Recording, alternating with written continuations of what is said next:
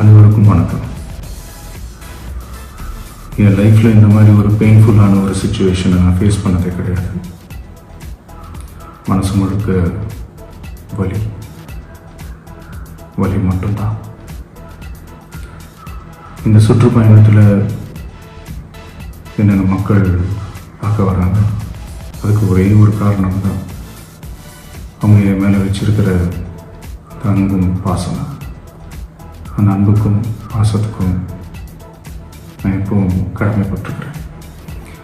அதனால தான் இந்த சுற்றுப்பயணத்தில் மற்ற எல்லா விஷயங்களையும் தாண்டி மக்களுடைய சேஃப்டி, அதில் எந்த காம்ப்ரமைஸும் பண்ணிடக்கூடாதுன்றதுக்காக தான் அது என் மனசில் ரொம்ப ஆழமாக இருக்கும் அந்த எண்ணம்.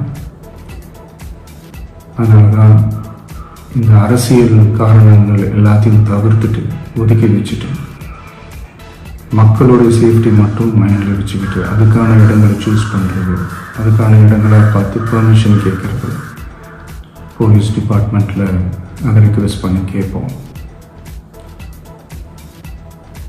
ஆனால்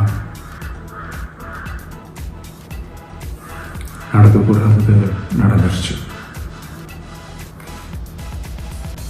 ஆனால் மனுஷன் தானே, அந்த நேரத்தில் அத்தனை பேர் பாதிக்கப்பட்டு இருக்கும்போது எப்படி அந்த ஊரை விட்டுட்டு என்னால் கிளம்பி வர முடியும்?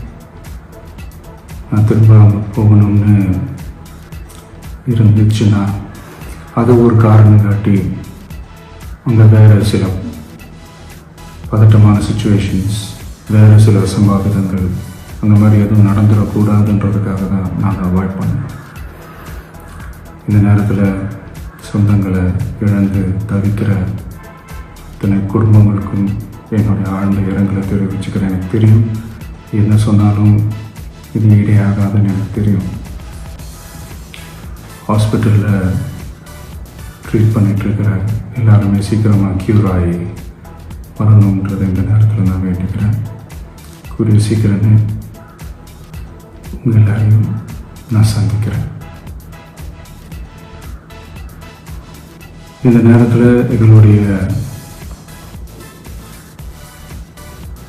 வலிகளை, எங்களுடைய நிலைமையை புரிஞ்சுக்கிட்டு எங்களுக்காக பேசின அரசியல் கட்சிகளை சார்ந்த நண்பர்கள், தலைவர்கள் அனைவருக்கும் என்னுடைய நன்றியை தெரிவிச்சுக்கிறேன்.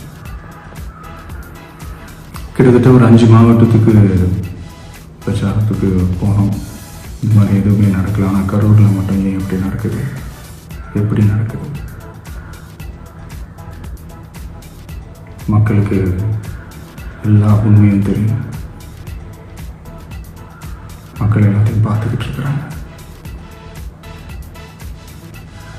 கரூரை சேர்ந்த அந்த மக்கள் அந்த உண்மையெல்லாம் வெளியில் சொல்லும்போது எனக்கு கடவுளே நேரில் இறங்கி அந்த உண்மைகள்லாம் சொல்கிற மாதிரி எனக்கு தோணுச்சு.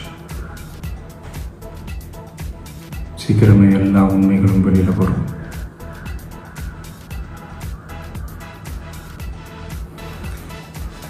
எங்களுக்கு தரப்பட்ட இடத்துல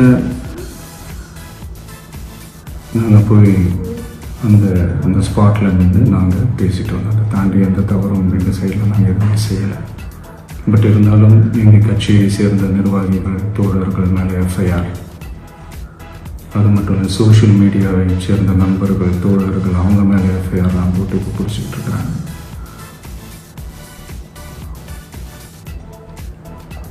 சிஎம் சார், உங்களுக்கு ஏதாவது இந்த பழி வாங்கணும் அப்படின்ற எண்ணம் ஏதாவது இருந்துச்சுன்னா